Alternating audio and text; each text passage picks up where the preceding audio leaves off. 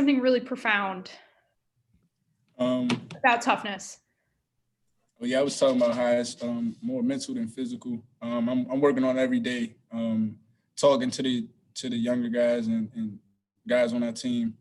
Just having that mentality and having that mindset. Yeah. David Suggs from Diamondback, pick us up.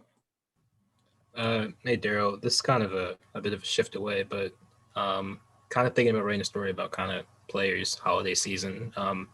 I was wondering, are there any kind of memories, traditions, kind of when you're back home that kind of stand out to you just about holiday season, Christmas, New Year's time?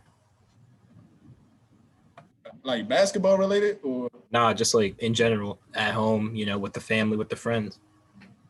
I know basketball real big in my house on Christmas. So like usually for Christmas, everybody come to my house. Cause my mother like cooking and stuff, so she usually make most of the food. So rather than like her moving most of the food, it's already there. But I mean, I enjoy being with my family, especially as I got older, cause I was away from home a lot with AAU and traveling down here, like all that type of stuff. But that's really it. Just spending the time with the family, with my family, bonding, playing Christmas games. Taboo, like anything. They in my house till 12 o'clock, 1 o'clock in the morning. Just, you feel me, enjoying each other, watching basketball together, opening gifts, everything. So that's definitely something that come to mind. I missed that this year. And I'm kind of like leading into that, being away from the family, during this time, do you have any plans to kind of keep connected with them? And then also, as a team, do you guys have any kind of plans? You kind of looking forward to having a chance to also compete with your guys, in such a unique point of the season? Definitely Facebook. I said Facebook. No, I'm not on Facebook. FaceTime. Always talking to my mom, my dad, other family, and all that. I usually talk to them, even when like we wasn't going through this or whatever. I try to talk to them every day, or as much as possible. But like with the team, we've been doing like some like team bonding stuff. I'm sure some of y'all saw like the other day we went bowling together as a team. We probably gonna do a lot more stuff like go-kart and I want to go to a gun range together. But I'm sure we gonna do a lot of good stuff, good team bonding stuff. So for sure, definitely I had that family feel. Lila Bromberg. Hey, Darryl, how are you? How you doing? Good. Kind of having this break, do you get a chance to watch Jalen at all in preseason? And, how excited are you just kind of with his first season coming up? Oh, man. I seen me and Aaron roommates. And like, Aaron and Sticks play the video game probably like every day, if not every day, every other day. So if Aaron not playing the video game, like he's watching Sticks play. So Aaron always like, bro, because he like we in the same room or whatever. He'll come to my room like, bro, turn it on, like da da da. I go like, cause he look like we'll watch the whole game. I just want to see when Sticks in. So he'll tell me like when Sticks in or whatever. I go watch. He looked good though. He like it out there. He looks small though. Like I don't know if it's the hair or like the NBA guys just enormous. But that's the first thing I told him when I said, "You look like shirt, like you look like a little boy out there." So, I mean, I guess he took that to heart. Like we joked around and all that, but me and Stick still talk a lot, talk every day. It's good. I'm glad he's happy out there. I think he's in a good situation. I have yet to play with him on 2K, but when I do play with him, I'll definitely get back to y'all on how he is.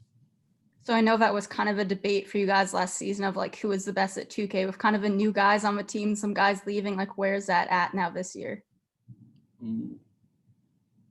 Like last year, who you remember who they said was the best last year? You guys were debating between I think Eric and Hakeem. Okay, so I still think Hakeem top notch. Eric, I'm on A.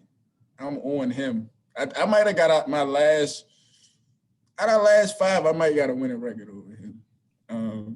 So I'm on Eric, but Hakeem definitely tough. Marcus is really good at 2K.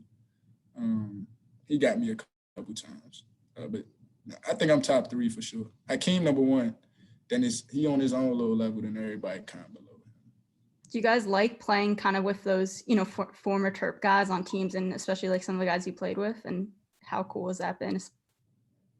Me personally, nah. I don't like playing with them because I'm gonna end up playing through them because they like my guys. I'm gonna get the Hawks. I'm playing through Bruno and Kevin. I don't care. Like I ain't about to play with Trae Young or whatever. And then like how 2K set up, like you would have to play through Trae Young in order to win.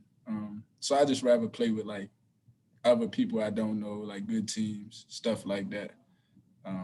I love playing against them though, and I know how they play, know their strengths and weaknesses for sure. Let's go to Tariq El-Bashir from The Athletic. When you are on the floor in these empty buildings and you can hear everything that's going on, can you hear a guy like Jade or Marcus yell boom after a three? Can you hear the other team chirping you when you're at the other end, after maybe not a great shot? What is that like, being able to hear every single thing that's going on?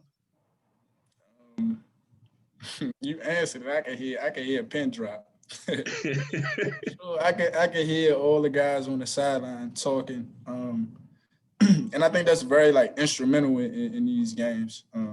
Energy from the bench, energy, just finding ways to create your own energy. Because typically, the crowd create energy. If you're at home, they backing you. If you on the road, you got the mindset, it's us against everybody in here. So that's automatic energy created. But like with no fans, it's definitely different. And as a team, we talked about improving on that energy and finding ways to create more energy through, you feel me, talking on the bench, like different plays, like doing different stuff pre-game, just trying to find that energy because it's very important. Yep. I think who just played? Rutgers in Illinois. You just see how crazy like both of their benches was. As you watch the game, Illinois, their whole bench standing up the whole game. Yeah. We played Rutgers bench last year. I watched them on TV against Illinois. They loud. So bench and energy is very important in this college basketball season. Thanks. Reese Levin. Hey, Darryl. So this is kind of your like third or fourth year when you guys play an early Big Ten game, then go back to non-conference. Especially this year, how important has it been, especially from the loss against Rutgers? What have you learned from that game and hope to apply it to the rest of the Big Ten slate? I think we learned a lot about ourselves. Let me see. A takeaway. I mean, I think one of the biggest takeaways is like every possession matters at this level. So you take a bad shot, one possession, you might end up losing by 1 or 2. And like that possession could have changed the game or whatever. So that's something we kind of talked about as a team since then, just understanding time, score, situation, and valuing the ball for every possession, making sure we get a good shot for the team. What was the back end of that question? But just like, what are you going to try and take away from like going from a Rutgers Big Ten opponent to then playing LaSalle tomorrow to then jumping right into the Big Ten slate? Like, what are you going to try and take away from that early conference game? You kind of already answered it. So you talking about for Rutgers? Yeah. I mean, I think we all know and all see it. The Big Ten tough. You see is, I think the rankings came out today. We got 4 teams in the top 12, 7 in the top 25. Ain't no other conference doing that. So I think it was a good eye opener for our team and the younger guys to see where we at against another great Big Ten opponent. But like we focus on LaSalle now and compete with them and just trying to pull out a win tomorrow. And then quick follow-up, with virtual graduation being yesterday, how were you able to spend that? Were you able to spend it with your family or not really? Nah, I was here. I can't do nothing. I'm locked in College Park till the season over. So I was on Zoom or whatever for the commencement. My mother called me. I talked to my peoples. But nah, I'm locked in College Park till March, April. Last question tonight, Jacob Steinberg. Hey, Darryl, going back to Emily's question before, you were saying how you were talking to your teammates, kind of instill that toughness, and you talked about how it's more of a mentality rather than something physical. Can you kind of just walk us through what those conversations are like on the court and what you're saying to your teammates in those moments to try and build that toughness that you talked about? Yeah, for sure. Like I kind of gave an example. A lot of this stuff is like anticipation and just seeing a couple steps ahead.